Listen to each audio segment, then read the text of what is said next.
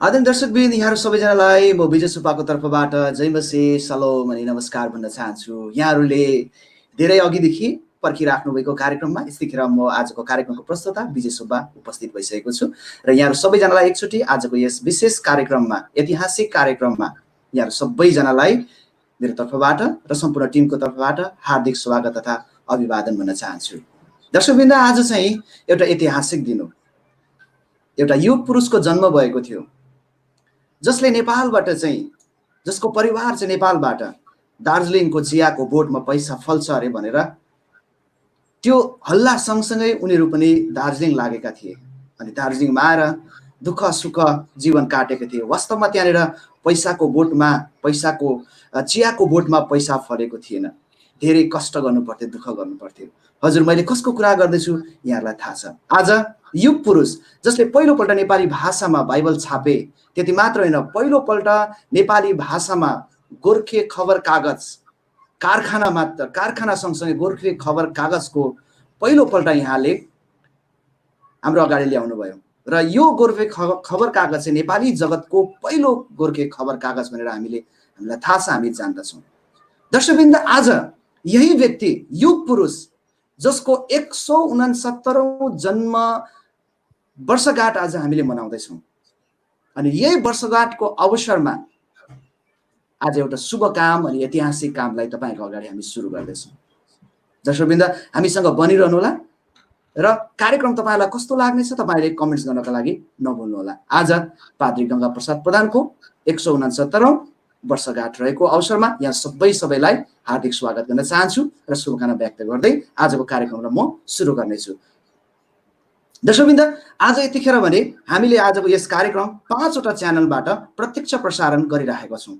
Alpha omega media, RR beautiful, सञ्चारका मित्रहरू, विश्वासका पाइलाहरू, प्रोत्साहन टिभीबाट एकैचोटि तपाईँ विश्वभरिबाट हामीलाई हेरिराख्नु भएको छ।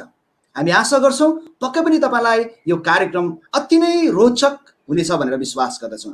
भारतीय नेपाली इसाई साहित्य बारेमा आज हामी चर्चा परिचर्चा गर्दैछौँ र यस चर्चा परिचर्चा गर्ने क्रममा आज हाम्रो माझमा हाम्रो नेपाली इसाई जगतका वरिष्ठ व्यक्ति जसले आफ्नो पूर्णकालीन जीवन प्रभुको सेवाकामा बिताउनु भयो, धेरै कथाहरू लेख्नुभयो, धेरै साहित्यमा उहाँले योगदान दिनुभयो। इसाईमा मात्र होइन तर अइसाई बीचमा पनि उहाँले ठुलो योगदान दिनुभएको छ साहित्यमा र आज हाम्रो बीचमा उहाँ हुनुहुन्छ।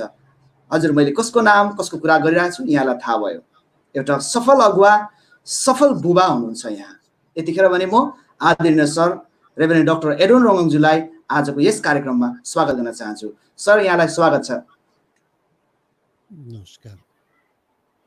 Thank you very much. Sir, हामी तपाईँका एकैछिनमा हामी आउँछौँ। तपाईँसँग हामी धेरै प्रश्न उत्तर गर्नेवाला छौँ, किन भन्दाखेरि नेपाली इसाई भाषा र साहित्यको विषयमा आज हामी कुरा गर्दैछौँ। त्योभन्दा अगाडि आज युग पुरुष पाद्री गंगा प्रसाद प्रधानको 169औं वर्षगाँठ रहेको अवसरमा पाद्रीद्वारा नै रचित एउटा भजन हामी सुन्दैछौँ। त्यसको लागि चाहिँ हामीसँग सलोम युथ फेलोशिप सिलिगुडीका युथ साथसाथै हाम्रो आदरणीय सर पास्टर किशोर कुमार राई हुनुहुन्छ। म यतिखेर यहाँलाई समय दिन चाहन्छु। पाद्रीद्वारा रचित एउटा भजनद्वारा आजको कार्यक्रमलाई हामी सुरु गर्नेछौँ। यो समय यहाँलाई म दिन चाहन्छु।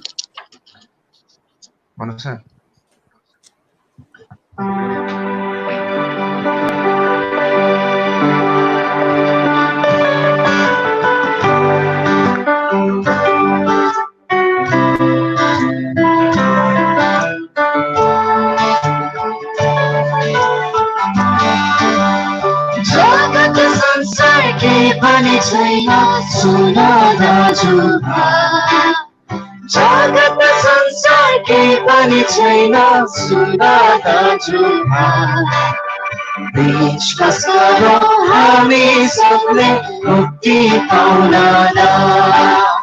विश्वास गरौँ हामी सबले मुक्ति पाउन। ख्रीष्ट येशू छन्, ख्रीष्ट येशू छन्, ख्रीष्ट येशू छन्, दया मुक्ति दिनलाई। ख्रीष्ट येशू छन्, ख्रीष्ट येशू छन्, ख्रीष्ट येशू छन्, दया मुक्ति दिनलाई।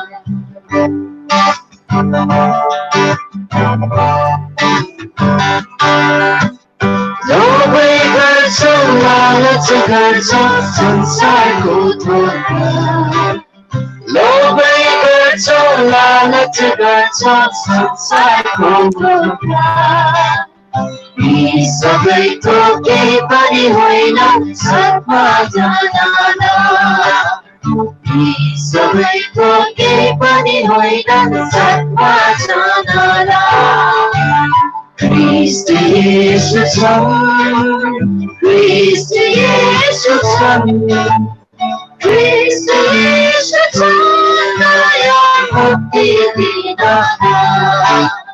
Christ Yesu छन् Christ Yesu छन् Christ Yesu छन् दया मुक्ति दिन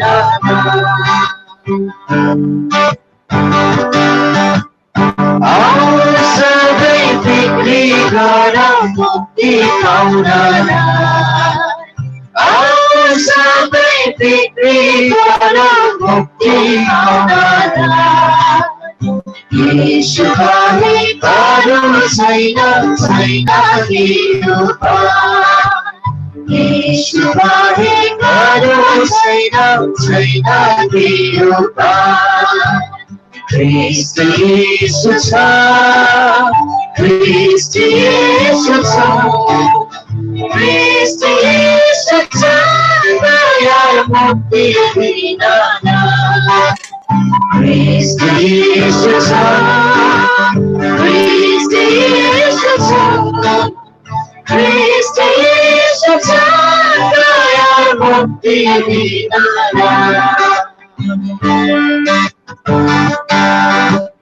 आउन सबै दाजुभाइहरू सुन्न भन्दा आउन सबै दाजुभाइहरू सुन्न भन्दा Christ Yesu तारनहरूको हिन्दो छ सबरा Christ Yesu तारनहरूको हिन्दो छ सबरा Christ Yesu छन् Christ Yesu छन् Christ Yesu छन् दया मुक्ति दिन Christ Yesu छन् Christ Yesu छन् Christ Yesu छन् दया मुक्ति दिन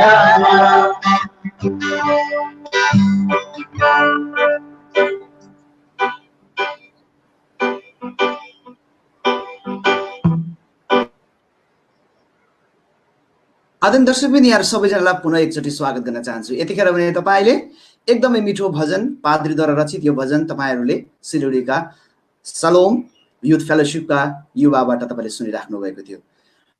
दर्शकवृन्द तपाई यतिखेर भने 5 वटा च्यानलबाट प्रत्यक्ष प्रसारण तपाईले सुनिराख्नु भएको छ। अल्फा ओमेगा मिडिया, विश्वासका पाइलाहरू, त्यस्तै गरी आरआर ब्युटिफुल, संचारका मित्रहरू, प्रसन्न टेलिभिजन मार्फत यतिखेर तपाईले प्रत्यक्ष प्रसारण हामीलाई हेरिराख्नु भएको छ। एकचोटि ढिला गरेर आउनुहुने सबै श्रोताहरूलाई दर्शकहरूलाई म यतिखेर स्वागत तथा अभिवादन भन्न चाहन्छु। आज यस कार्यक्रमलाई अगाडि लैजानको लागि मेरो आदरणीय मित्र मसँग हुनुहुन्छ, जसले यो प्रश्नोत्तरको कार्यक्रममा मलाई मद्दत गर्नुहुनेछ। यतिखेर हामीसँग सिक्किमबाट जोडिनु भएको छ स्टेला राई हुनुहुन्छ। यहाँलाई पनि यतिखेर आजको यस कार्यक्रममा स्वागत गर्न चाहन्छु। यतिखेर भने दर्शकवृन्द हाम्रो बीचमा आजको गेस्ट आइसक्नु भएको छ र यतिखेर भने म आदरणीय सर रमेश लामालाई यतिखेर स्क्रिनमा निमन्त्रणा गर्न चाहन्छु। यहाँले आजको गेस्टको विषयमा छोटो परिचय राखे पश्चात आजको यस कार्यक्रम प्रश्नोत्तर कार्यक्रममा अथवा भारतीय नेपाली साहित्यको विषयमा चर्चा परिचर्चामा म यहाँलाई अगाडि लान चाहन्छु। यतिखेर भने सर रमेश लामालाई म समय दिन चाहन्छु। प्लिज सर अगाडि बढ्नु।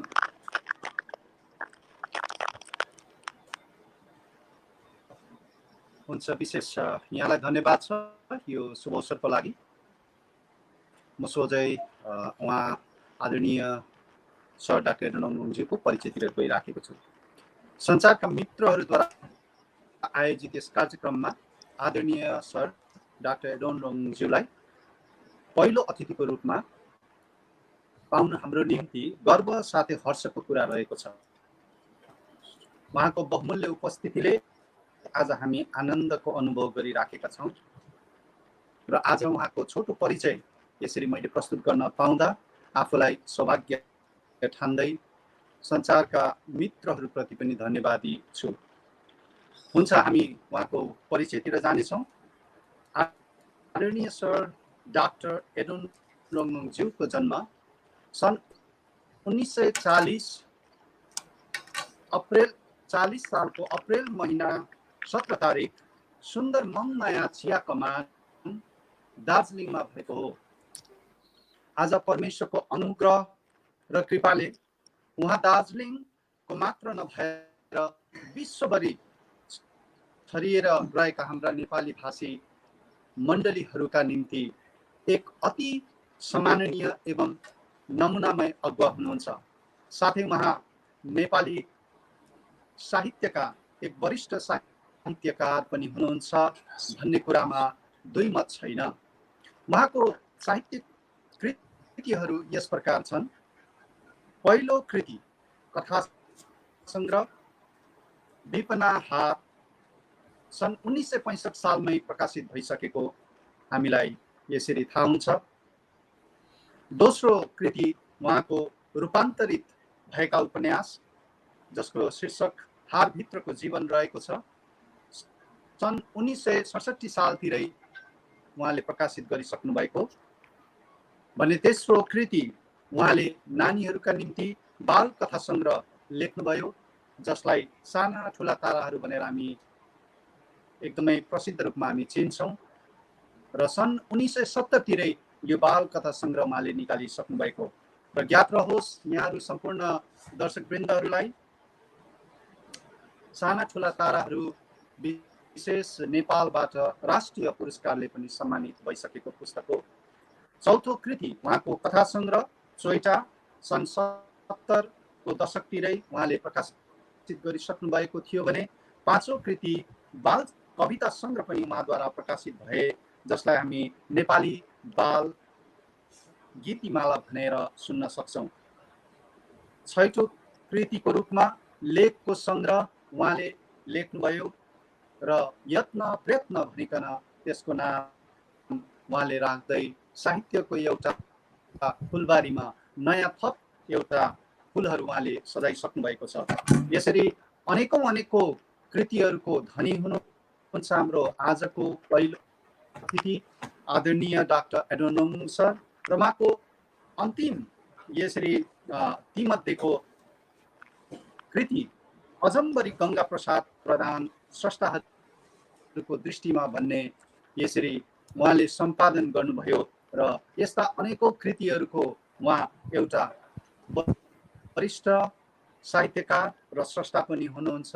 र आजको दिन यसरी हामी विशेष गरिकन उहाँलाई सञ्चारका मित्रहरूको द्वारा आयोजित यस कार्यक्रम भारतीय नेपाली साहित्य चर्चा परिचर्चाको मञ्चमा पहिलो अतिथिको रूपमा हामी पाउनु हामी अति नै भाग्यमानी आफूलाई ठान्दछौँ र म उहाँलाई फेरि पनि यसरी आजको यस कार्यक्रमको शोभा बढाइदिनु भएको लागि उहाँको परिचयलाई यहाँ राख्दै धन्यवाद टक्राउन चाहन्छु। धन्यवाद। जय मसीह। नमस्कार। धन्यवाद पास्टर रमेश लामाज्यू, यहाँको आजको हाम्रो गेस्टको परिचय राखिदिनु भएको लागि यहाँलाई मुरीभरि धन्यवाद टक्राउन चाहन्छु। दर्शकवृन्द, तपाईँ यदि फेसबुक युजर हुनुहुन्न भने तपाईँले अल्फा ओमेगा मिडिया अफिस तपाईँले चाहिँ युट्युबमा गएर आजको कार्यक्रमलाई तपाईँ हेर्न सक्नुहुन्छ। फेरि यहाँलाई दोहोऱ्याउन चाहे, यदि तपाईँ फेसबुक युजर हुनुहुन्न भने अथवा तपाईँ पेज चलाउनुहुन्न भने तपाईँले चाहिँ यतिखेर भने तपाईँले अल्फा ओमेगा मिडियाको तपाईँले अफिसियल युट्युब च्यानलमा गएर आजको कार्यक्रमलाई तपाईँले हामीसँग जोडिन सक्नुहुन्छ। थ्याङ्क यू भेरी मच भन्न चाहन्छु। र यतिखेर भने आजको कार्यक्रमलाई हामी अगाडि बढाउनेछौँ। एरोन सर, सन्चै हुनुहुन्छ नि? हजुर, सन्चै। Thank you very much. आज चाहिँ हाम्रो संसारका मित्रहरू, भारतका हाम्रा मित्रहरूले चाहिँ आजको यस कार्यक्रम आयोजना गर्नुभएको छ। यसलाई हामी श्रृङ्खलाबद्ध रूपमा अभियानकै रूपमा हामीले लगिरहेका छौँ। आज हामीसँग धेरै प्रश्नहरू छ यहाँका र हामीसँग प्रश्न गर्नका लागि म आफै र हामीसँग सिक्किमबाट स्टेला राई हुनुहुन्छ। आज हामी प्रश्नोत्तरको कार्यक्रमलाई सुरु गर्दैछौँ। सर, हामी तयार छौँ नि, होइन त? हजुर। ओके, म आशा गर्छु सरले हाम्रो आवाज सुनिराख्नु भएको छ। दर्शकवृन्द, यतिखेर अब हामी आजको मुख्य कार्यक्रममा आइराखेका छौँ र हाम्रो बिचमा डाक्टर एडोन रङ्गो हुनुहुन्छ, जो नेपाली साहित्यमा ठुलो योगदान दिनुभएको छ र पर पर अरू जातिहरूको बिचमा उहाँले सेवाकार्य गर्नुभएको छ। क्रिस्चियनमा मात्र होइन, इसाई साहित्यमा मात्र होइन, तर अइसाई साहित्यमा उहाँले ठुलो योगदान दिनुभएको छ। सायद मैले यो भनेको शब्द गलत नहोला भन्ने म आशा राख्दछु। यहाँले धेरै धेरै धेरै धेरै चेलापनको काम गर्नुभएको छ, धेरै अगुवाहरू तयारी गर्नुभएको छ। यो अवस्थामा आइपुग्दा पनि यहाँले चाहिँ जीवनमा लेखनको कुरालाई छोड्नु भएको छैन, अगाडि लगिराख्नु भएको छ। दर्शकवृन्द, तपाईँहरूले चाहिँ साँचिराखेको अब यो मुख्य कार्यक्रममा यतिखेर यहाँहरू सबैलाई स्वागत गर्दै आजको कार्यक्रमलाई अब हामी सुरु गर्दैछौँ र यतिखेर म संसारका मित्र हाम्रो स्टेला राईज्यूलाई आजको पहिलो प्रश्न राखिदिनको लागि अनुरोध गर्न चाहन्छु। Over to Stella Rai. हुन्छ, यहाँहरू सबैलाई पुनः एकचोटि यो ऐतिहासिक कार्यक्रम जो हामीले गर्न गइराखेका छौँ यसमा म स्वागत तथा अभिवादन जनाउन चाहन्छु। विशेष गरेर आजका अति आदरणीय अतिथि हाम्रा रेभरेन्ड डाक्टर एडोन रङ्गन सर, यहाँलाई म हृदयबाट नै म श्रद्धा जनाउँदै यहाँलाई म जयमसी टक्राउन चाहन्छु सर। र विशेष गरी प्रिय दर्शकवृन्द, यहाँहरूलाई सर्वप्रथम म आजको दिनमा 169वा पादरी गंगा प्रसाद जयन्तीको म यहाँलाई हार्दिक शुभकामना पनि ठक्राउन चाहन्छु। र इसाई साहित्यमा मात्र नभएर समस्त नेपाली साहित्यमा नै एकजना वरिष्ठ स्रष्टाको रूपमा परिचित हुनु भइसकेका रेभरेन्ड डाक्टर एडोन रङ्गङ उहाँ कुनै परिचयको मोहताज हुनुहुन्न र धेरै नवोदित इसाई साहित्यकारहरूको निम्ति मात्र नभएर तर सम्पूर्ण नेपाली साहित्यमा जसले नव रूपले कलम चलाइराखेका प्रत्येक नवोदित कलमकारहरूको निम्ति उहाँ एकजना पथ प्रदर्शक साथै प्रेरणाको स्रोत हुनुहुन्छ। त्यति मात्र नभएर प्रिय दर्शकवृन्द, उहाँ सेवाकाईमा उत्रनु भएका धेरै धेरै सेवाकाईमा उत्रने आफ्नो प्रभुका प्रिय दास अनि दासीहरूको निम्ति उहाँ एकजना गुरु पनि हुनुहुन्छ अनि म पनि उहाँको एकजना चेलाको रूपमा म पर्दछु। र म आज अति नै सम्मानित ठान्दछु, आफूलाई गौरवान्वित म बोध भइरहेको छ मलाई, हजुरलाई मैले मेरो अघि पाइराखेको छु। र 21औं पारसमणि पुरस्कारद्वारा समेत अलङ्कृत बनिसक्नु भएका अति आदरणीय सरलाई आज दर्शकवृन्द यहाँहरूको समक्षमा प्रस्तुत गर्न पाउनु हाम्रो निम्ति अति गर्वको विषय भएको छ। र प्रिय यहाँ अति आदरणीय सरलाई म विशेष गरी आज भारतीय इसाई साहित्यबारे चर्चा परिचर्चा गर्ने क्रममा म हजुरलाई सर्वप्रथम एउटा प्रश्न म राख्न गइराखेको छु। सर, हजुरले मलाई सुन्दै हुनुहुन्छ भन्ने म आशा गर्छु। र सर, मेरो पहिलो प्रश्न छ, हाम्रो भाषा र साहित्यलाई समृद्ध बनाउन मण्डलीको कस्तो भूमिका हुन पर्छ जस्तो हजुरलाई लाग्छ? प्रश्न अति नै रोचक छ, तर यो प्रश्नको उत्तर दिन अगाडि म यहाँहरूलाई म जस्तो एउटा व्यक्तिलाई यसरी यहाँको कार्यक्रममा बोलाइकन यस प्रकारको महत्त्व दिनुभएको लागि धन्यवाद भन्दछु। र यहाँको प्रश्नको उत्तर दिँदामा म यो भन्न चाहन्छु, एउटा भक्तको आत्मिक वृद्धि अथवा पतन उसले बोलिने भाषा अथवा साहित्यबाट जचिँदैन, यो प्रमुख कुरा होइन। आत्मिक कुरोमा कहिले पनि भाषा अथवा साहित्य अवरोध बनेर आउन सक्दैन, कारण जो परमेश्वर हुनुहुन्छ, परमेश्वरको लागि भाषा साहित्य अवरोधका कुरा होइनन्। उहाँले एउटा भक्तले माग्न अगाडि, भक्तले कुनै कुरा भन्न अगाडि नै सबै कुरा जानिसकेको हुँदछ। तर पनि मण्डली एउटा आदर्श, एउटा सम्मानको प्रतिष्ठान भएको कारणले मण्डलीमा परिमार्जित भाषा अनि साहित्यको चर्चा हुनु र भाषाका प्रगति हुनु त्यो अति नै उत्तम कुरा भनेर म भन्दछु। अनि हाम्रो घरमा बोलेको भाषा, गाउँमा बोलेको भाषाले हामीहरू मण्डलीमा बोलिन पर्ने र परमेश्वरको उपस्थितिमा जुन प्रकारले आदर र भक्तिभावसँग अभिव्यक्त हुनुपर्ने कुरा त्यति राम्रोसँग अभिव्यक्त नगरे पनि मण्डलीमा परिमार्जित भाषा हुनु र परिमार्जित भाषाद्वारा परमेश्वरको भक्ति गर्नु र आपस्तमा बातचित गर्नु एउटा ठुलो कुरा हो। घरमा बोलिने भाषाले हामीहरू मण्डलीको भाषा, मण्डलीको संस्कृतिलाई परिवर्तन गर्न सक्दैनौँ। तर मण्डलीमा हामीले बोलेका भाषा र मण्डलीबाट आएका शिक्षा संस्कृतिबाट हामीले हाम्रो घर, हाम्रो समाज परिवर्तन गर्न सक्दछौँ।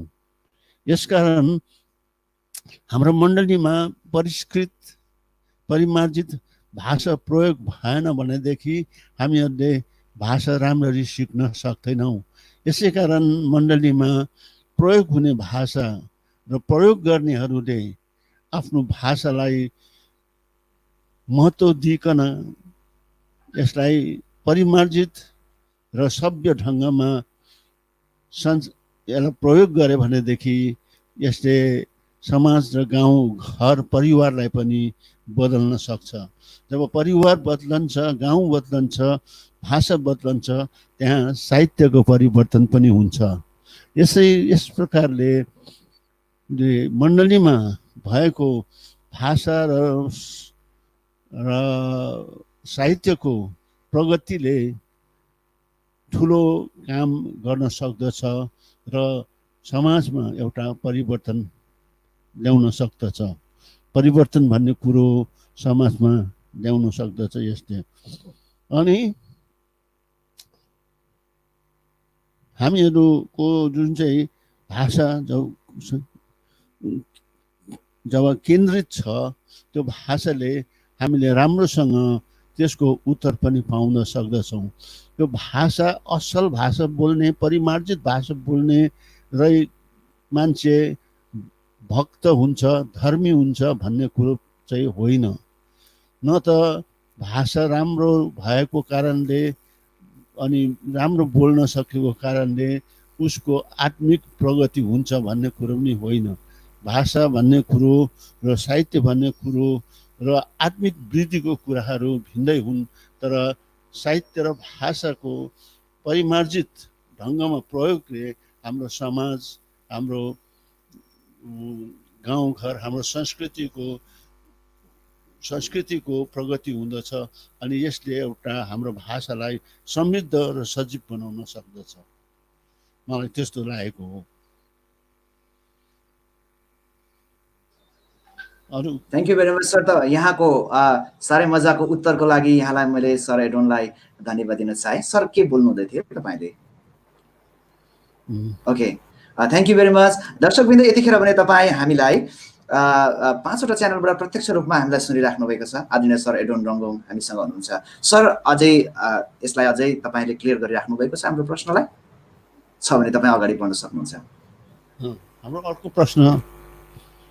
ओके, हामी अर्को प्रश्नमा जानभन्दा अगाडि, यहाँको एडोन सरलाई अर्को प्रश्न राख्नुभन्दा अगाडि म के कुरा जानकारी गराउन चाहन्छु। दर्शकवृन्द, यतिखेर हामीलाई तपाईँले प्रत्यक्ष प्रसारण सुनिराख्नु भएको छ। टेक्निकल रूपमा हामीलाई सर आदम र सर मोजेसले ब्याकग्राउन्डमा बसेर हामीलाई टेक्निकली मद्दत गरिराख्नु भएको छ। यतिखेर यहाँहरूको लागि हामीले ताली बजाउनु पर्छ जस्तो लागेको छ। यहाँले यति राम्रो कार्यक्रमलाई हाम्रो अगाडि ल्याइराख्नु भएको छ। यो कार्यक्रममा ल्याउनको लागि एउटा टिम गठन भएको थियो। पास्टर रमेश लामा, पास्टर निमा लेप्चा, साथसाथै आदरणीय पास्टर किशोर कुमार राई हामीसँग हुनुहुन्छ। उहाँहरू चाहिँ मेन व्यक्ति हुन्छ जसले आजको कार्यक्रमलाई ल्याउनु भएको छ। यहाँलाई म धन्यवाद दिन चाहन्छु। अर्को प्रश्न सर मैले तपाईँलाई अगाडि राख्न चाहेँ। सरले मेरो आवाज सुनिराख्नु भएको छ भने अर्को दोस्रो प्रश्न यहाँको अगाडि म राख्न चाहन्छु। भारतीय नेपाली भाषा र साहित्यको परिधिमा इसाई साहित्यको स्थान कस्तो छ वा कहाँ छ भन्ने यहाँलाई लाग्छ? फेरि पुनः यो प्रश्नलाई दोहोऱ्याउन चाहे। भारतीय नेपाली भाषा र साहित्यको परिधिमा इसाई साहित्यको स्थान कस्तो वा कहाँ छ भन्ने यहाँलाई लाग्छ? अलिकति हामीलाई क्लियर गरिदिनु होला। अब विशाल नेपाली साहित्य जगतमा इसाई सिद्धान्तमा अथवा पक्षमा लेखिएको सृजनालाई परिचय दिनुपर्दा इसाई साहित्य भन्न परिरहेको छ र यसलाई इसाई साहित्य भन्नु त्यो रहरले या मजाको लागि भनिएको होइन, यो एउटा कहरमा परेर भनिएको हो। किनकि इसाई साहित्य नेपाली साहित्य भण्डारमा सजिलैसँग अटाउन सक्ने कुरो हो र पनि यसलाई चिनाउनका निम्ति, चिनारीको निम्ति हामीले इसाई साहित्य भनेर भन्ने गरेका छौँ अनि गरिरहेका छौँ अनि गर्नुपर्ने भएका छ। अब हामीले यसरी भन्नुपर्छ भनेदेखि नेपाली साहित्य कति विशाल होला र यो विशाल साहित्य भण्डारमा एउटा इसाई साहित्य चाहिँ कति क्षुद्र होला भन्ने कुरो हामी सजिलै थाहा गर्न सक्छौँ। हामीहरूले त्यसरी भन्न पर्छ र इसाई साहित्य भनेर चिनाउन पर्छ। इसाई साहित्य अब हाल स्थान कहाँ छ हामीले यसबाट राम्रोसँग थाहा पाइहाल्छौँ। आज किन यो अनौठो परम्परा बसाउनु पर्यो र हामीले यो विशाल नेपाली साहित्य भण्डारमा आफ्नो परिचय राख्न, आफ्नो चिनारी राख्नलाई इसाई साहित्य भनेर एउटा नयाँ साहित्यको एउटा नाम दिनु पर्यो है? कतिपल्ट त यो इसाई साहित्य विशाल नेपाली साहित्यको दाँजो गर्न खोजेको जस्तो पनि बुझिन्छ र त्यस्तै कुराले अलिकति खैला बैला पनि हुन्छ र यो के हो भन्ने प्रश्न धेरैले गर्छन् पनि। तर नेपाली साहित्य यति विशाल छ, यहाँ सजिलैसँग आध्यात्मिक साहित्यहरू अटाउन सकिन्छ, अटाउन ठाउँ पनि छ। अनि नेपाली साहित्यको विशाल भण्डारमा भक्ति रसका धेरै कृतिहरू पनि समावेश भएका छन् र कृतिहरूले क्षुद्रै एउटा चिनारी पाएको छ, उनीहरूलाई आध्यात्मिक भक्ति रस भनेर भनिन्छ। नेपाली भाषा साहित्यको सुरुवात नै भक्ति रसबाट सुरु भएकोले गर्दाखेरि अनि नेपाली एउटा धार्मिक परम्परामा बाँचेको एउटा जाति भएको कारणले यहाँ साहित्यमा पहिले भक्ति रस नै प्रवेश गरेका हुन् भन्ने प्रमाण छ। अनि इसाई सिद्धान्त, इसाई मत त धेरै पछि आएका कुरा हुन् र धेरै पछि यसरी आउँदाखेरि यसले भक्ति रसमा ठाउँ पाउन यसको लागि असम्भव भयो।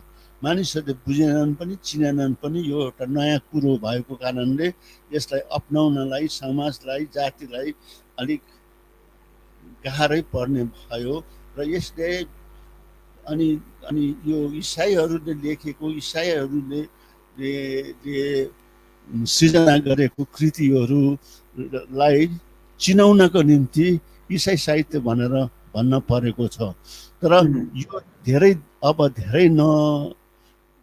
नजाला, किनकि अब इसाई साहित्यिकहरू पनि केही मात्रामा 8-10 जना भए तापनि अघि आएका छन् र उनीहरू प्रयत्नशील छन् र इसाई साहित्य पनि भक्ति रसको साहित्य भनेर नेपाली साहित्यको विशाल भण्डारमा समावेश हुन सकोस् भन्ने एउटा ठुलो इच्छा राखिरहेको छ। यसकारण हामीहरू के बुझ्न सक्छौँ भनेदेखि यो चाहिँ इसाईहरूले जुन प्रकारले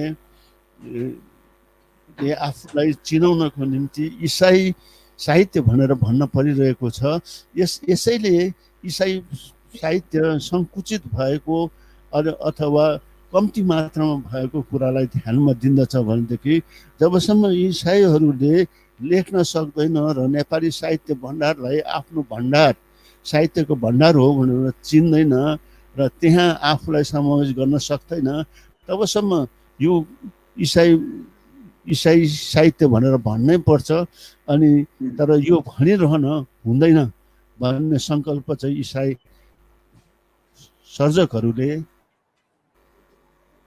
एउटा मनमा ख्याल राखेर अघि बढ्ने कुरा हो र जसै गरे पनि नेपाली भएपछि नेपालीले नेपाली साहित्यको उन्नति गर्नुपर्छ, नेपाली साहित्यको भण्डार भर्नुपर्छ र साहित्य र भाषालाई अरू भाषा सरह, अरूको भाषा सरह, साहित्य सरह यसलाई पनि अघि बढाउन सक्नुपर्छ भन्ने मेरो विचार छ, मेरो मत चाहिँ त्यस्तो छ। यसकारण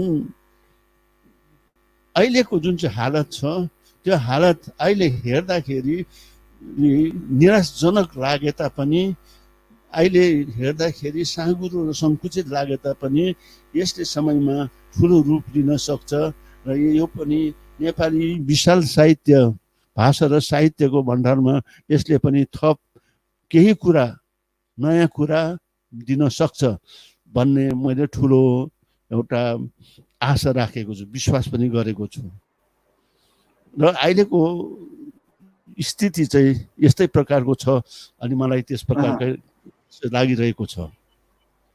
thank you very much, thank you very much Aden sir.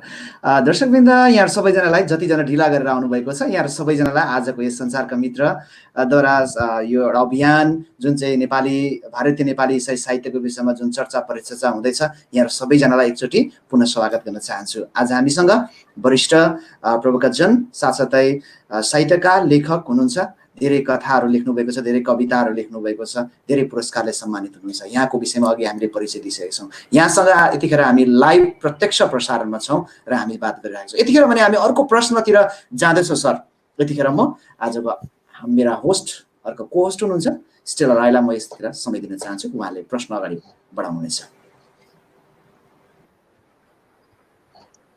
Pastor विजय, यहाँलाई म धन्यवाद भन्न चाहन्छु र विशेष गरी सरको समक्षमा फेरि पनि म दोस्रो प्रश्न मेरोबाट अर्थात् तेस्रो प्रश्न हुन जान्छ, यो म राख्न लागिरहेको छु जो नेपाली साहित्य सम्बन्धमा नै छ। सर, नेपाली साहित्यलाई निहाल्दा विगत र वर्तमानमा के मूलभूत भिन्नता हजुरले पाउनुहुन्छ? साथै नेपाली साहित्यको सम्वर्धनमा के कस्ता चुनौतीहरूको सामना गर्न परिराखेको छ जस्तो हजुरलाई लाग्छ? म पुनः एकचोटि प्रश्नलाई दोहोऱ्याउन चाहन्छु। नेपाली साहित्यलाई निहाल्दा विगत र वर्तमानमा के मूलभूत भिन्नता पाउनुहुन्छ अनि साथै नेपाली साहित्यको सम्वर्धनमा के कस्ता चुनौतीहरूको सामना गर्न परिराखेको छ?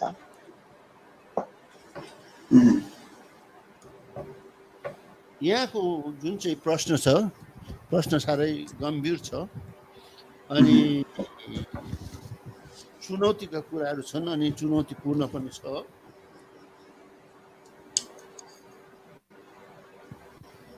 र हामीले के भन्न सक्छौँ भनेदेखि अहिले र विगत र वर्तमानको नेपाली साहित्य भाषा र साहित्यको गतिविधिहरू कस्ता प्रकारका थिए र कस्ता छन्, मूलभूत यसको भिन्नताहरू हामीले हेर्न पर्यो भनेदेखि हामी के देख्छौँ भनेदेखि नेपाली भाषा जब नेपालमा राणातन्त्र थिए नेपाली भाषा एकदमै साँगुरिएको कुण्ठित अवस्थामा थियो, साँगुरिएको थियो। धेरै साहित्यकार स्रष्टाहरू फक्रन नपाएर त्यसै पहिलाएर गएका थिए। हाम्रा कवि शिरोमणि लेखनाथ पौड्यालले आफू अभिव्यक्त हुनलाई पिञ्जराको सुगा जस्तो कविता, व्यङ्ग्यात्मक कविताहरू, प्रतीकात्मक कविताहरू लेख्न परेको थियो। अनि धेरैजना साहित्यिक सर्जकहरू जो क्षमताशील थिए उनीहरू देशबाट धपाइएको अवस्थामा बाहिर जान परेको थियो, देश छाडेर बाहिर जान परेको थियो। र त्यस अवधिमा दार्जिलिङ जहाँ नेपालीहरूको एउटा बहुसङ्ख्या थियो धेरै सङ्ख्या थियो नेपाल बाहिर नेपालीहरूको धेरै सङ्ख्या चाहिँ दार्जिलिङ यो पूर्वेली हिमालय क्षेत्रमा थिए भनेदेखि त्यस ठाउँमा कति त्यस प्रकारका धुरन्धर लेखक कविहरू छिरी आएका थिए। कारण उनीहरूले जुन प्रकारले उनीहरू अभिव्यक्त हुनुपर्ने नेपालमा हुनु सकेका थिएनन् र यता आएर उनीहरूले त्यो आफ्नो क्षमतालाई आफ्नो दक्षतालाई उनीहरूले यहाँकाहरूसँग बाँडेका थिए, साझा गरेका थिए भनेर हामीले भन्न सक्छौँ। र ती आएका मानिसहरूले ती आएका विद्वान पुरुषहरूले नेपाली भाषालाई यहाँ यता दार्जिलिङमा जुन प्रकारले भाषाको प्रगति भइरहेको थियो त्यो प्रगतिसँग उनीहरूको एउटा एक प्रकारको सङ्ग्राम द्वन्द्व नै भयो भनेर भन्न सकिन्छ। कारण नेपालमा संस्कृतको प्रभावमा नेपाली भाषाको प्रगति भएको थियो र धेरै भाषामा संस्कृत भएको कारणले शब्दहरू भएको कारणले अलिकति यताको मानिसहरूको लागि क्लिष्ट थियो। अनि यता दार्जिलिङ जसलाई मुङलान पनि भनेर भनिन्थे त्यहाँका भाषा चाहिँ ती बोलिने भाषा विभिन्न मानिसहरूले बोलिने साधारण भाषाबाट नै त्यसलाई लिपिबद्ध गरेर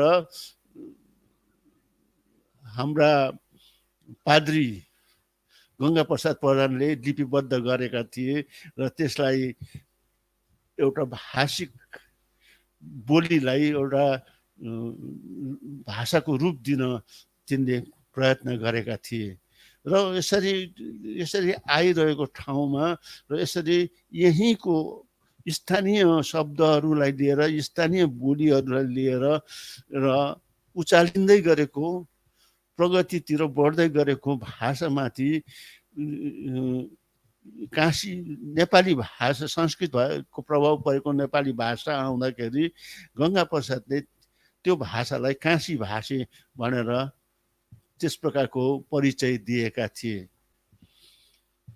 अनि अब काशी भाषी बोली अलिक क्लिष्ट बोली भाषा र यहाँ हाम्रो स्थानीय भाषाको एक प्रकारको शीत युद्ध जस्तै भइरहेको थियो र यसकारण कतिपय कुरोमा यो अदृश्य द्वन्द्वले गर्दाखेरि कति कुराहरू रोकिन गएको थियो, यो अगाडि बढ्न सकेको थिएन। जब पाद्री गंगा प्रसाद प्रधानले आफ्नो पहिलो नेपाली भाषाको खबर कागज गोर्खे खबर कागज सञ्चालन गरिरहेका थिए त्यसै ताकमा दार्जिलिङमा नेपाली साहित्य सम्मेलनको स्थापना भएको थियो। त्यो नेपाली साहित्य सम्मेलनको स्थापनाको दिनमा किन हो गंगा प्रसाद प्रधान जसले चाहिँ एउटा पत्रिका सुचारू रूपले चलाइरहेका थिए त्यति मात्र होइन अनेक मौलिक कथा कविताहरू पनि लेखेका थिए अनि धेरै अनुवाद पनि गरेका थिए। तिनलाई बोलाएनन्, तिनलाई निम्तो दिएनन्। कि त निम्तो पाएर पनि तिनलाई बोलाइए तापनि तिनी आफै आउन रुचाएन। यो एउटा गाह्रो प्रश्न हो, यो एउटा हामीले सम्झने प्रश्न। यसकारण यो कुराले गर्दाखेरि हामी के देख्छौँ भनेदेखि त्यस बेला त्यति यो दुईटा भाषा यो काशी भाषा र यो स्थानीय भाषा जसलाई चाहिँ उनीहरूले त्यस भाषालाई चाहिँ ठेट भाषा भनेर त्यो भाषालाई अचल बनाएर राख्ने उनीहरूले मेलो गरेका थिए। यो द्वन्द्व भइरहेको। तर भाग्यवश के भयो भनेदेखि नेपालमा राणातन्त्र खतम भएर गए।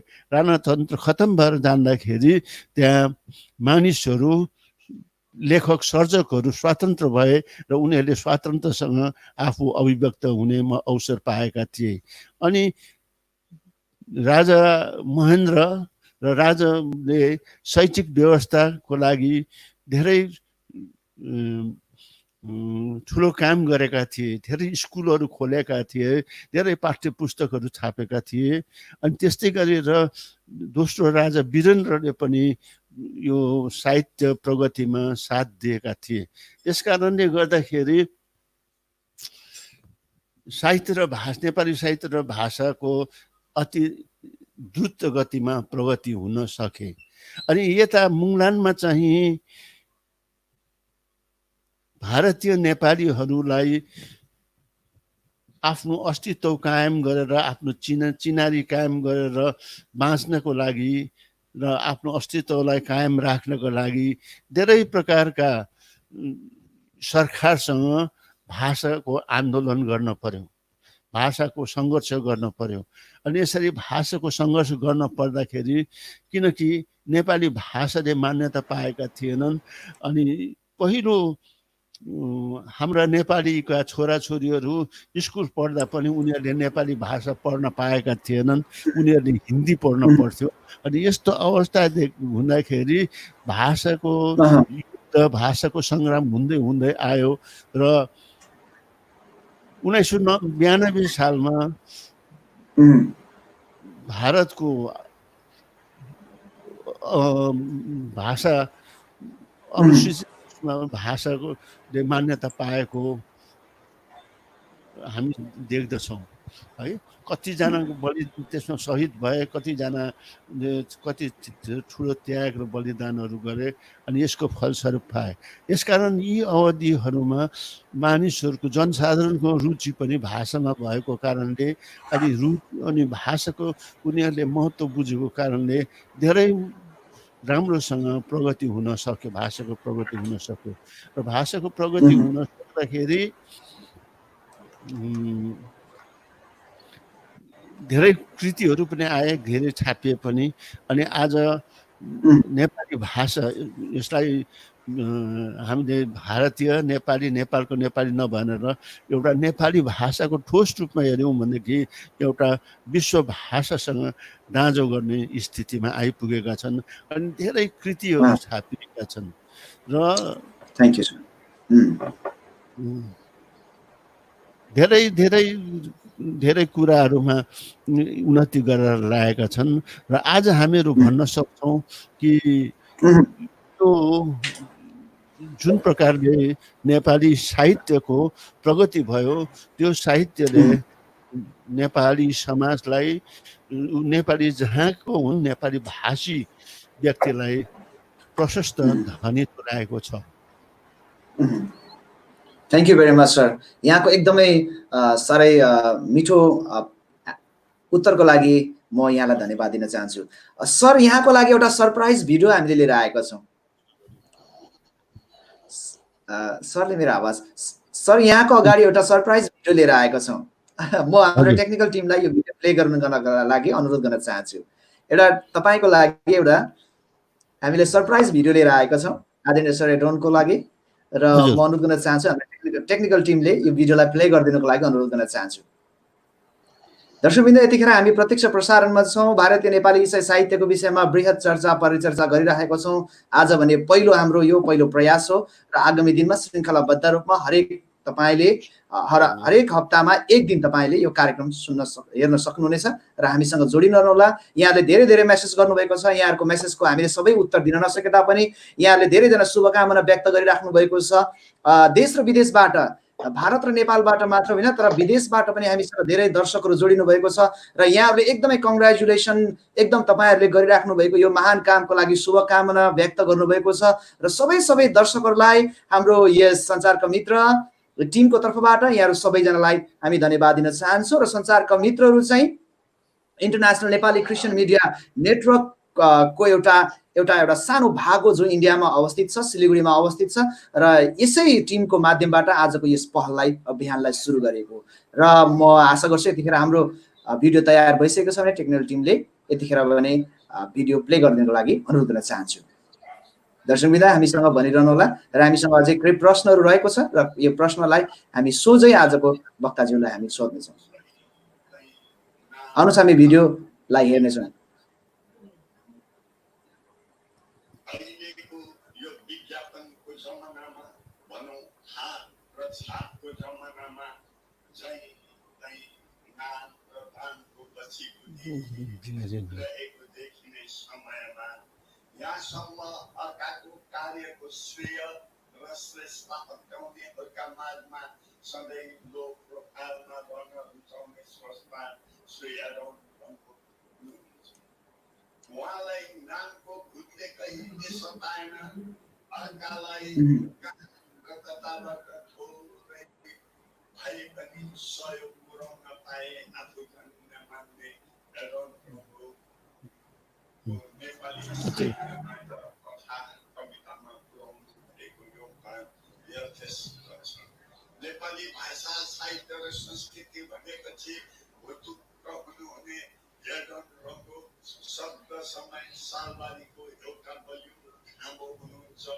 सुस्वास्थ्यको कामना पनि यसै साथ गरे। प्रणाम।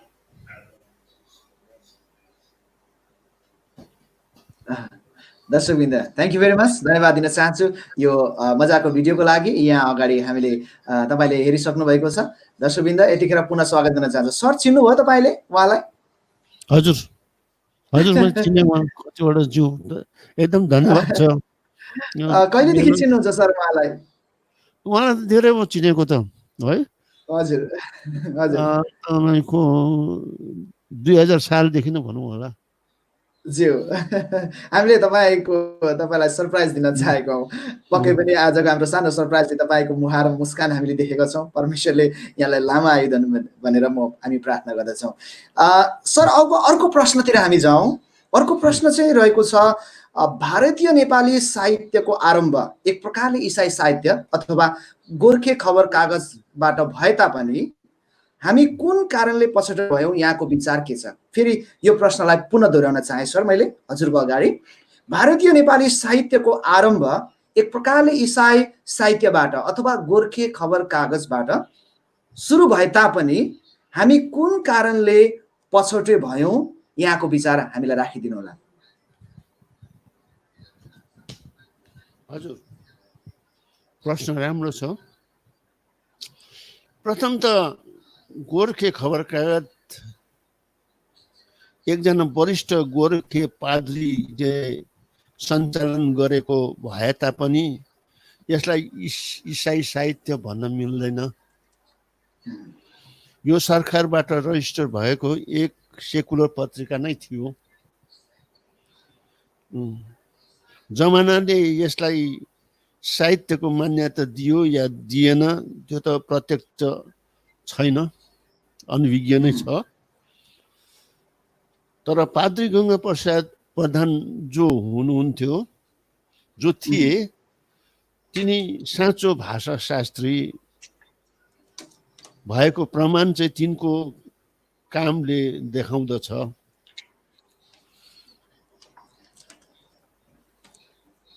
भाषाको भरपर्दो व्याकरण त्यस बेला थिएन, न त शब्दकोश नै थियो, न त अन्य कुनै सहयोगी साधनहरू थिए।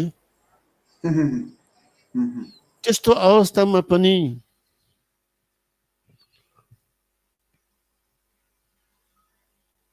करिब 2000 पृष्ठ भएको सम्पूर्ण बाइबल नेपाली भाषामा अनुवाद गर्नु लडतरो कुरा थिएन। पछिबाट आएका वरिष्ठहरूले पनि उहाँको यस कार्यलाई सकारेका छन् र तिनी महान थिए भन्ने कुरा स्वीकारेका छन्।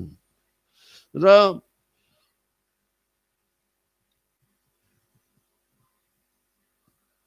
गङ्गा प्रसाद प्रधानले एउटा नेवारी भाषी कुलमा जन्म लिएर 10 वर्षको उमेरमा यता दार्जिलिङ छिरे तापनि तिनीसँग नेपाली भाषाको पूर्ण ज्ञान थिएनन्।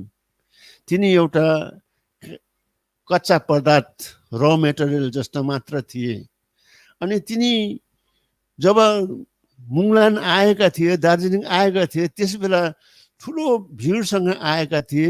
ती भिडहरू नेपालबाट आएका विभिन्न जातिका आफ्ना विभिन्न भाषा भएकाहरू थिए। तिनीहरूमा धेरै जस्तोले खास नेपाली भाषा बोल्न जान्दैन थिए।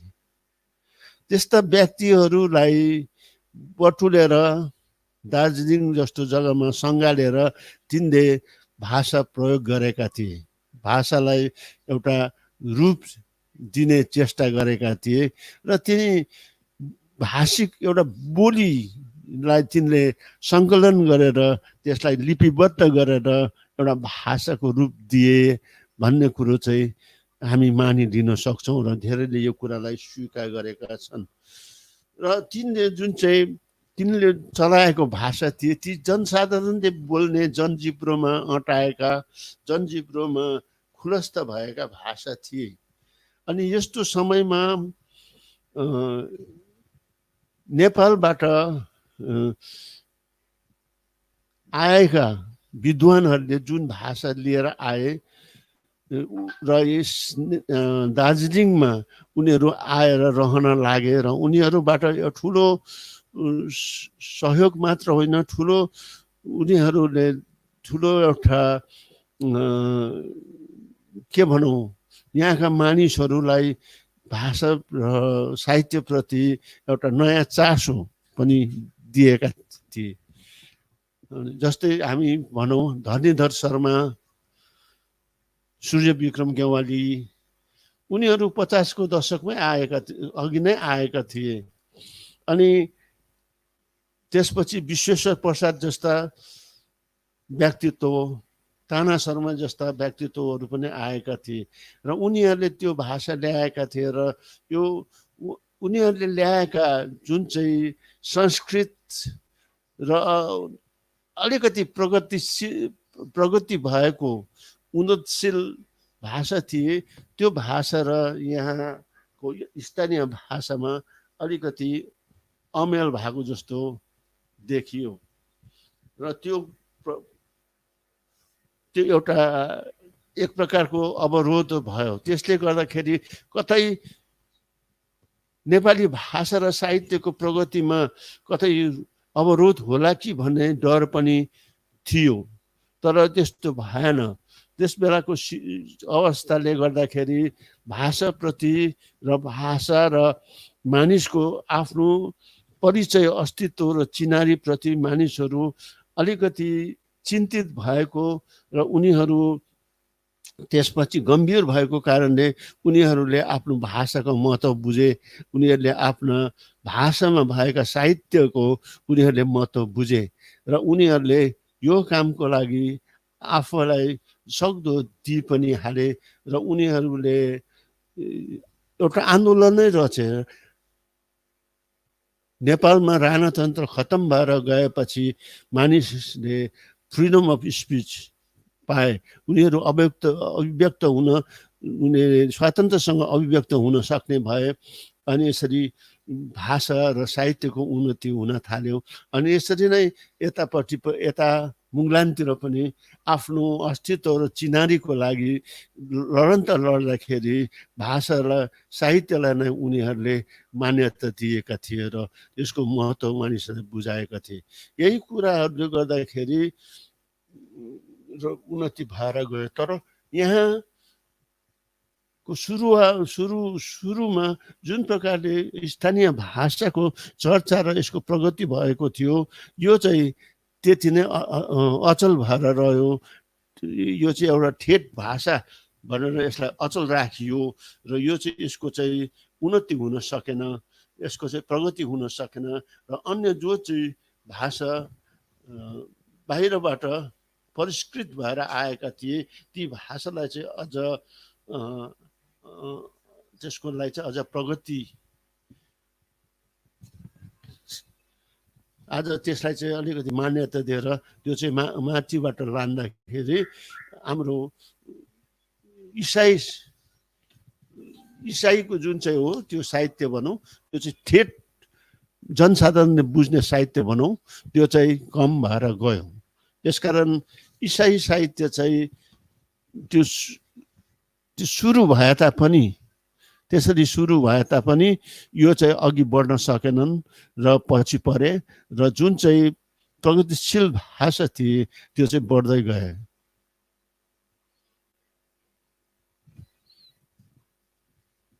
अरू thank you very much sir, तपाईँको एकदम राम्रो हाम्रो माझमा एकदम प्रश्न पारिदिनु भएको लागि। र यतिखेर म स्टेला राईज्यूलाई दिन चाहन्छु, उहाँले अर्को प्रश्न हाम्रो माझमा राखिदिनुहुनेछ। हुन्छ, प्रिय दर्शकवृन्द, पुनः स्वागत जनाउँदछु यहाँलाई आजको यस लाइभ प्रसारणमा। सर, जसरी अघि भर्खरै मात्र हजुरले चर्चा गर्नुभयो कि भक्तिधारामा जति पनि लेखिएका रचनाहरू थिए, नेपाली साहित्यको भक्तिधाराको कुरा यदि हामी गर्छौँ भने सगुण भक्तिधारा, निर्गुण भक्तिधाराको कुराहरू छ। अनि त्यो समयमा जति पनि रचनाहरू रचिएका थिए त्यसलाई एउटा आध्यात्मिक लेख भनेर नेपाली साहित्यमा समावेश गरिएको छ। त्यसो भए इसाई साहित्यमा रचना भएका जति पनि साहित्यका रचनाहरू छ त्यसलाई पनि के त्यसो भए नेपाली साहित्यको एउटा आध्यात्मिक साहित्यको भण्डारमा समावेश गर्न सकिन्छ त, या त हामीले यसलाई छुट्टै नाउँ दिएर यसलाई अगाडि बढाउनु पर्ने हो? यसप्रति हजुरको विचार के छ? निश्चय नै सकिन्छ अनि सकिनु नै पर्छ है। आज हामी किन त्यसदेखि डराइरहेको छौँ? आध्यात्मिक साहित्यसँग हामीहरू आध्यात्मिक साहित्यमा समावेश गर्न अन्कनाइरहेका छौँ भनेदेखि हाम्रो साहित्य एकदमै थोरै छ र भक्तिधारा भक्तिरसका कृतिहरूको माझमा हाम्रो त केही पनि होइन, त्यसको केही गणना नै हुँदैन। यसकारण हाम्रो कृतिहरू, हाम्रो साहित्य, हाम्रो भाषाहरू इसाईले लेखेका र इसाईको सिद्धान्त र पक्षमा रहेका कुराहरू हराइजाला कि बिलाइजाला कि सकिजाला कि भन्ने एउटा डरले गर्दाखेरि यसलाई प्रत्यक्ष परिचय दिन र चिनारी दिनलाई चाहिँ नेपाली इसाई साहित्य भनेर भनिएको हो।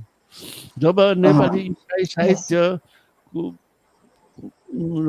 धेरै लेखिन्छ र यो दाँजोमा पुग्ने अवस्थामा हुन्छ, यसलाई हामीले आध्यात्मिक साहित्यमा मिसाइदिँदाखेरि त्यही भलो कुरा हुन्छ, त्यही राम्रो कुरा हुन्छ। अनि यसरी डराएर इसाई साहित्य भनेर भनिबस्न पनि पर्दैन र हाम्रो त्यो अवस्था आओस् भन्ने हामीले कामना गर्नुपर्छ। भनेपछि यहाँबाट हाम्रो साहित्यकारहरूले, इसाई साहित्यकारहरूले अब यो प्रेरणा पाउनुपर्छ कि हाम्रो अब इसाई साहित्यमा पनि धेरै रचनाहरू चाहिँ अब निस्किनुपर्छ। उहाँहरूले आफ्नो कलमलाई चाहिँ अब अनवरत रूपमा चलाउनुपर्छ। हजुरले यो एउटा सन्देश दिन चाहिरहनु भएको छ। निश्चय पनि कुरा त्यही हो, तर पनि येशू भन्न साथ त्यो इसाई साहित्य हुँदैन है।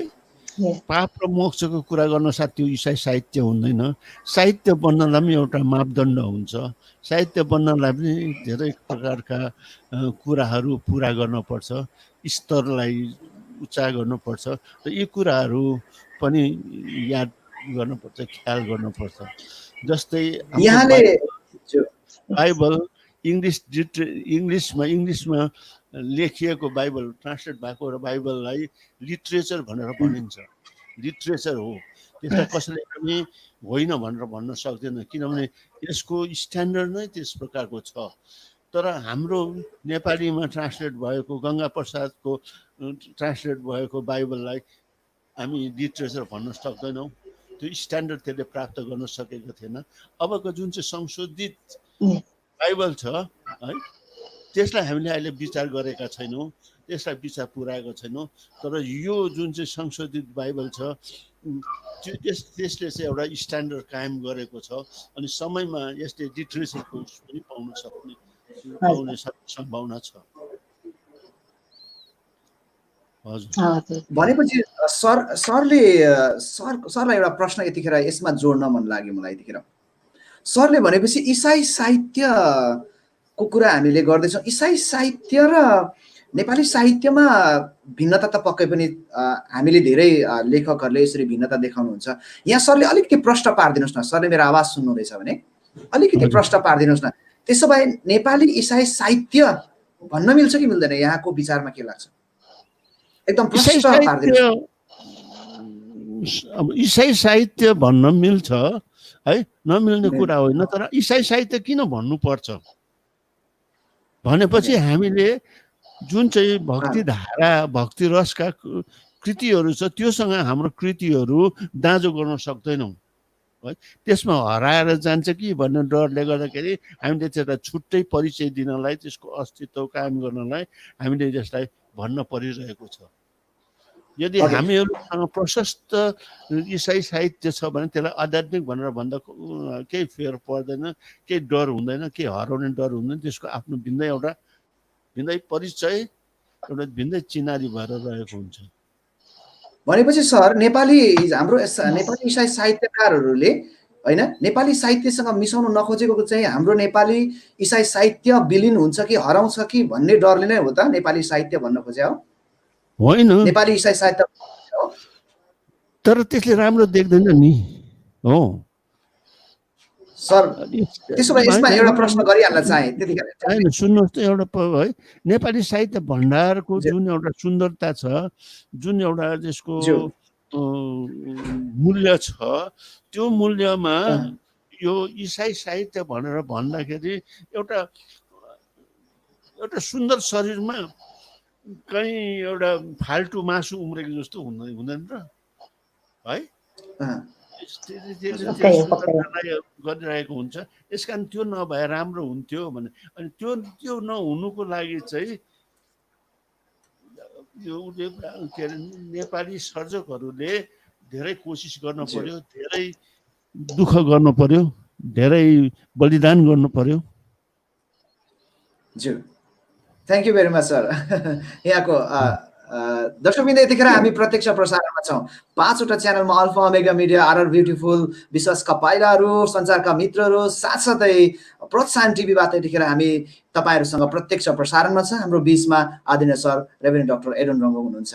अब हामीसँग केही एउटा प्रश्न रहेको छ सर, यहाँलाई मैले अब तपाईँको सेवाकाई सम्बन्धी केही प्रश्न सम्बन्धित, तपाईँको सेवाकाई सम्बन्धित र तपाईँको साहित्य सम्बन्धित अलिकति मैले प्रश्न गर्न चाहेँ। सायद यसमा पनि तपाईँले हामीले सोधेको प्रश्न अलिकति नमिल्ला कि, तर पनि यो प्रश्न सोध्ने आँट गरेँ यहाँलाई मैले। हजुरले नेपाल अनि भारतीय भूमिमा मण्डली स्थापना र चेलापनको निम्ति धेरै चेलाहरू निर्माण गर्नुभयो, धेरै मण्डली स्थापना गर्नुभयो। यो आजको अगुवाहरूले देखेका छन्, बुझेका छन्, नजिकबाट थाहा गरेका छन्। तर नेपाली साहित्य सृजनामा तपाईँको खास्टो दिने कार्य कति भएको छ? अथवा यसलाई हामीले यसरी सोध्दा कसो होला, नेपाली इसाई साहित्यको सृजनामा तपाईँले खास्टो दिने कार्य कतिको गर्नुभएको छ? यदि त्यसो हुन सकेको छैन भने के कस्ता अवरोधहरू थियो होला? तपाईँलाई एकदम यसको राम्रो जानकारी छ भने मलाई आशा छ, अलिकति यसको प्रस्ताइदिनुहोस् न। म साहित्यकै मान्छे हो। 15 वर्षको उमेरमा मेरो पहिलो कविता छापिएको थियो है, खेतीपाती भन्ने एउटा पत्रिका थियो, त्यसमा छापिएको थियो। त्यसपछि धेरै पनि 65 सालमा मेरो एउटा किताब छापिएको, पहिलो किताब छापिएको हो है।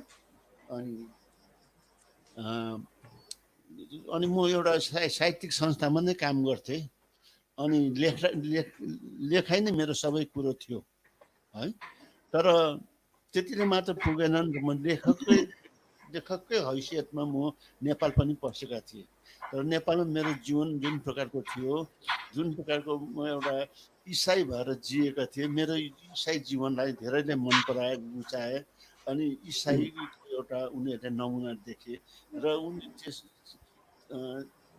त्यसै कारण उनीहरूले मलाई थाहा पनि थिएन, म अगुवा भइसकेको थिएँ, उनीहरू अगुवा भइसकेको थिएँ र अगुवापनको कामहरू गरेँ। र पछि म जब यो जुन प्रकारले मैले त्यसमा कमिट गरेँ, यो अगुवापनमा कमिट गरेँ, त्यो अनुसारले गर्दाखेरि म यति व्यस्त भएँ, मैले साहित्यमा केही पनि त्यति गर्न सकिरहेको थिइनँ। तर जब म यो मेरो त्यो नेपालको विशाल जुन चाहिँ जिम्मेवारी उत्तरदायित्व थियो, त्यो चाहिँ मैले बिसाएर म मुक्त भएँ, सेवामुक्त भएँ। त्यसपछिदेखि फेरि मैले साहित्यमा काम गर्न थालेँ र त्यस अवधिमा मैले थोर साहित्यको काम गरिरहेका थिएँ। तर त्यति काम लाग्दो केही पनि गरेको छु जस्तो लाग्दैन। र अहिले जुन गर्नु पाइरहेको छु म खुसी छु, गरिरहेको छु। यता सेवा पनि गरिरहेको छु अनि म साहित्यप्रति साहित्यमा योगदान पनि दिन पाइरहेको छु। धन्यवाद सर। हजुर सर, भनेपछि हामीले एउटा मेसेज, एउटा सन्देश चाहिँ एकदम क्लियर जाँदैछ यतिखेर यहाँहरूको अगाडि, होइन? धेरैजनाले हामीलाई एकदम सयौं मानिसहरूले, धेरै दर्शकहरूले हामीलाई हेरिराखेको छ यतिखेर। एउटा मेसेज जाँदैछ जस्तो लाग्दैछ मलाई। धेरै हाम्रो आउँदै गरेका जति पनि नयाँ कलाकारहरू हुनुहुन्छ जसले अगाडि लेखिराख्नु भएको छ, धेरैजना युवा पुस्ताहरू आइराखेको छ साहित्यमा, होइन? भनेपछि हामीले जुन चाहिँ साहित्य, हाम्रो नेपाली इसाई साहित्य भन्दैछौँ, एक प्रकारको सोच भएका हामी इसाई साहित्य भनेर त्यो नामकरण गरेर अगाडि लगेका छौँ। भनेपछि इसाई साहित्यलाई पनि नेपाली साहित्यमा गाप्दै गर्दाखेरि हाम्रो इसाई साहित्यको कुरा विलिन हुन्छ कि भन्ने डरको कारणले गर्दा पनि नेपाली इसाई साहित्य राखिएको भन्ने कुरा पनि अहिले हामीले बुझ्दैछौँ। भनेपछि सर, हामीले कसरी त जाने त्यसो भए? हामीले आउँदै गरेको कलाकारहरूलाई अहिले आउँदै गरेको साहित्यकारहरूलाई के सन्देश दिन चाहनुहुन्छ? कसरी हामी अगाडि जान सक्छौँ? के हामीले हाम्रो साहित्यमा ख्रिस्ट झल्किनु पर्दैन र? के हाम्रो इसाई साहित्यमा ख्रिस्टको सुसमाचार झल्किनु पर्दैन र? यहाँलाई कस्तो लाग्छ? अब साहित्यमा हामीले साहित्यलाई बुझ्नुपर्छ, जान्नुपर्छ, साहित्यको शक्तिलाई चिन्नुपर्छ अनि हामीहरू लेख्दै जानुपर्छ। इसाई साहित्य अइसाई साहित्य भनेर भन्न सक्दैनौँ। एउटा इसाईको लागि सबै इसाई साहित्य हो, है? अनि इसाई साहित्य हो, किनभने त्यहाँ आत्मिक कुरो र सांसारिक कुरो भन्ने छैन। जब एउटा इसाईले लेख्दछ, ऊ साँचो इसाई हो भनेदेखि उसले इसाई कुरा नै लेख्दछ। त्यहाँ येशूको नाम नहोस्, है? त्यहाँ बप्तिस्माको कुरा नहोस्, त्यहाँ विश्वासको कुरा नहोस्, तर उसको जुन चाहिँ एउटा इसाई उसको हृदय छ, इसाई जीवन छ, उसले त्यही कुरो नै अभिव्यक्त गरिरहेको हुन्छ। यसकारण अब हामीहरू के भन्नु? म त यही भन्छु, उसले इसाई लेखे या अइसाई लेखे होइन, लेखिरहनु पर्छ, साहित्य लेखिरहनु पर्छ, साहित्यको उन्नति गर्नुपर्छ। जुन सुन्तलाको रुखबाट सुन्तलै फल्छ, नेभाराको रुखबाट नेभारै फल्छ र जस्तो मान्छे छ त्यस्तै फल निक्लेको हुन्छ। त्यही नै हाम्रो लेखाइ हुनुपर्छ, साहित्य हुनुपर्छ। अनि त्यो पढ्नेले नै हामीमा परमेश्वरलाई देख्छ, येशूलाई देख्छ अनि हामीमा नै एउटा शान्ति र मुक्ति भन्ने कुरालाई देख्न सक्छ। त्यसो भए सर, अन्तिम प्रश्न यहाँलाई गर्न चाहे। त्यसो भए नेपाली इसाई साहित्यको अलिकति यसलाई शब्द शैली ठिक नहोला, तर बुझ्ने भाषामा हामी भनौँ न समस्त दर्शकहरूको लागि, नेपाली इसाई साहित्यको भविष्यलाई तपाईँ कतातिर देख्नुहुन्छ? तपाईँको दृष्टिकोण, तपाईँको दृष्टिले कहाँ देख्छ नेपाली इसाई साहित्य? आउँदो भविष्यलाई तपाईँले कहाँ देख्नुहुन्छ? आउँदो पुस्तालाई कुन ठाउँमा तपाईँले देख्नुहुन्छ? अब अहिले त हाम्रो स्थिति त्यो छैन कि हामीले अहिले नै इसाई साहित्य नभनौँ भनेर, हो? अहिले त हामीले अहिले त कोसिस गर्नु, हामी त प्रयत्न गर्ने समयमा छौँ, है? अहिले हामीले धेरै लेख्नुपर्छ, धेरै जान्नुपर्छ। यति बेला नै हामीले इसाई र अइसाईको कुरा नगरेर लेखिरहनु पर्छ अनि हामीबाट नै भोलिपछि इसाई साहित्य निक्लेको हुन्छ। सायद त्यसमा येशूको नाम होला या नहोला।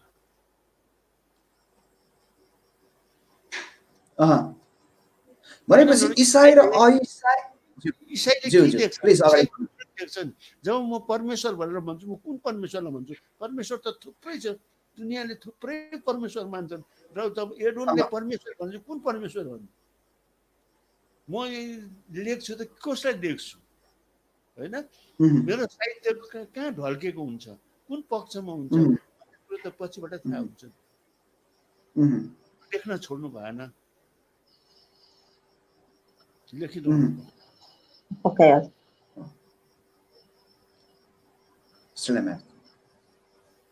हेलो, हजुर सबबाट जान्न अझ धेरै कुराहरू जान्न हामीलाई एकदमै इच्छा लागिराखेका भए तापनि हामीसँग समय थोरै भएकोले गर्दा मेरो तर्फबाट एउटा अन्तिम एउटा जिज्ञासा, एउटा प्रश्न म सरको समक्षमा राख्न चाहन्छु। भारतीय नेपाली साहित्यको परिधिभित्र हाम्रो इसाई केन्द्रीकृत साहित्य सृजनाको स्थान कहाँ छ जस्तो हजुरलाई लाग्छ? फेरि पनि पुनः दोहोऱ्याइदिनुलाई यो प्रश्न। भारतीय नेपाली साहित्यको परिधिभित्र, हुन्छ म सरलाई फेरि पनि पुनः यो प्रश्न म दोहोऱ्याउन चाहन्छु।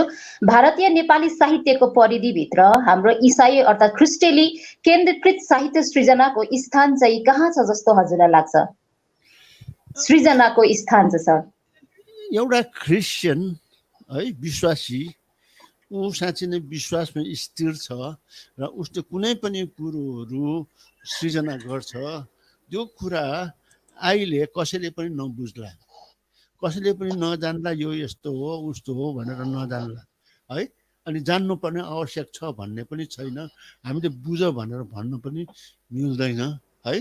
तर एक दिन समय आउँछ कि यो मान्छेले चाहिँ यस्तो खालको कुरा लेखेको रहेछ भनेर। तर त्यो मान्छे लेखक मान्छे ऊ चाहिँ विश्वासी होइन र उसको विश्वासमा खलल परेको छ भनेदेखि उसले त्यस प्रकारको साहित्य लेख्न सक्दैन है, त्यस प्रकारको भाषा चलाउनु पनि सक्दैन, साहित्य पनि लेख्न सक्दैन। अनि पछि त्यो के हुन्छ थाहा छैन। तर एउटा साँचो इसाईले उसको आफ्नो जीवनलाई उसले कोरेर लेखेको छ भनेदेखि त्यो जस्तै लेख होस् त्यो लेखमा उसले आफ्नो जीवनलाई, आफ्नो जीवनको कर्तालाई देखाएको हुन्छ है। यसकारण हामीले लेखिरहनु पर्छ। धेरै क्रिस्चियन लेखक लेखिकाहरू जन्मन पर्छ, लेख्नुपर्छ। ठिकै हो सर, हजुरले भन्नुभएको कुरा हामी मानिलिन्छौँ। हामीले धेरै साहित्यकारहरू जन्माउन खाँचो छ, हाम्रो इसाई साहित्यमा अझ धेरै रचनाकारहरू, धेरै लेखकहरू जन्मिन खाँचो छ। तर सर ती सर्जकहरूको सृजनाहरूलाई अगाडि ल्याउने के हामीसँग पर्याप्त माध्यमहरू छन् त हजुरको विचारमा? हामीसँग के त्यति पर्याप्त मात्रामा पत्र पत्रिकाहरू छन् त जो चाहिँ हाम्रो नेपाली साहित्यको क्षेत्रमा छ? जस्तो हजुरलाई यसमा के हजुरको के विचार छ? हामीसँग छैन है। अब धेरैले कोसिस गरे तर रहिरहन सकेनन् कति कारणले। ठुला ठुला प्रकाशनहरू बन्द भए है, बन्द भएर गए। अलिकति हाम्रो त्याग, अलिकति सहनशीलता, अलिकति इमान्दारीपन कम भएकोले गर्दाखेरि पनि होला है। तर पनि त्यसो भनेर हुँदैन। धेरैले नोक्सान खपेर पनि काम गरिरहेका छन् अनि काम गर्नेवालाहरू पनि होलान्। अहिले हाम्रोसँग इतिहास बोकेका 2-4वटा पत्र पत्रिकाहरू छन्, राजदूतहरू, भेटघाट भयो, हाम्रो सङ्कल्प इत्यादिहरू छन् है, छन्। अनि त्यसमा हाम्रो अलि सर्जकहरूको 1-2वटा सृजनाहरू प्रकाशित हुन्छ। अरू त के छ र, हाम्रो कुनै निश्चित प्रकाशन छैन है। प्रकाशक नभएपछि लेखेर मात्रै के गर्ने, अनि लेखकहरू पनि निराश हुन्छन्। यसकारण हामीले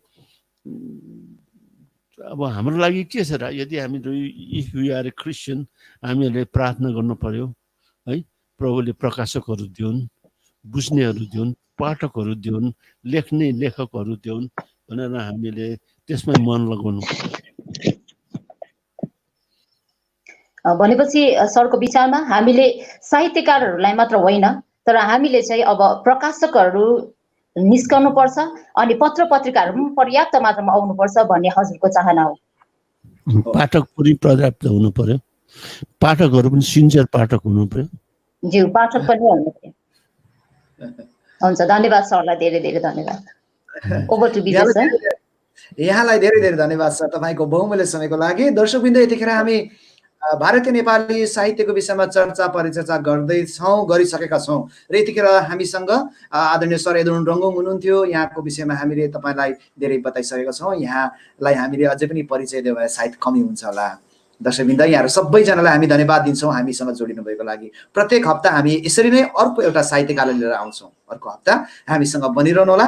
र आज यतिखेर म धन्यवाद दिन चाहन्छु संसारका मित्र टिमलाई, आदरणीय सर रमेश, आदरणीय सर निमा, आदरणीय सर किशोर कुमार राई, यहाँहरूको अथक प्रयासमा आजको कार्यक्रम यहाँसम्म आइपुगेको छ र एउटा अभियान हो, यसलाई हामी अगाडि लैजाँदैछौँ। र म यतिखेर धन्यवाद दिन चाहन्छु हामीलाई ब्याकमा बसेर टेक्निकली मद्दत गर्नुहुने आदरणीय सर आदम र आदरणीय सर मोजेसलाई मेरो हृदयबाट धन्यवाद दिन चाहन्छु र मेरो आजको कोहोस्ट स्टेला राईज्यूलाई पनि म यतिखेर मेरो हृदयबाट धन्यवाद दिन चाहन्छु। दर्शकवृन्द, तपाईहरुलाई आजको कार्यक्रम कस्तो लाग्यो जाँदा जाँदै कमेन्ट्स गर्नको लागि नभुल्नु होला। परमेश्वरले यहाँ सबैलाई आशिष गरून् र कार्यक्रमको विषयमा अझै हामी तपाईहरुका अझै नयाँ नयाँ कार्यक्रमहरू यस्तै किसिमका कार्यक्रम लिएर आउँदैछौँ। नेपाली इसाई साहित्यको विषयमा अझै हामी बृहत चर्चा परिचर्चा गर्दैछौँ। नेपाली इसाई साहित्यको तपाईहरुको आफ्नो विचार कस्तो छ, विभिन्न वक्ताहरूलाई हामी यस कार्यक्रममा ल्याउँदैछौँ। हामीले चाहिँ भनेका छौँ नेपाली इसाई साहित्य, तर यहाँ कति प्रकारको अब यसलाई चाहिँ हामीले निचोडतामा जानेछौँ आगामी दिनहरूमा। विभिन्न विचार हुनसक्छ यो विषयमा, तर हामीले भने चाहिँ नेपाली इसाई साहित्य भनेर नै यसलाई हामीले अगाडि लगिरहेका छौँ र आगामी दिनमा अझै हामी चर्चा तपाईहरुको अगाडि लिएर आउँछौँ र परमेश्वरले यहाँ आशिष दिएको होस् सबैजनालाई। र अर्को हप्ता फेरि भेटे बाचाको साथमा हामी यहाँहरूबाट बिदा हुन चाहन्छौँ। यहाँ सबैजनालाई जय मसीह अनि शलोम। हामी सबैजनालाई बिदा दिनु होला। Thank you very much. जय मसीह।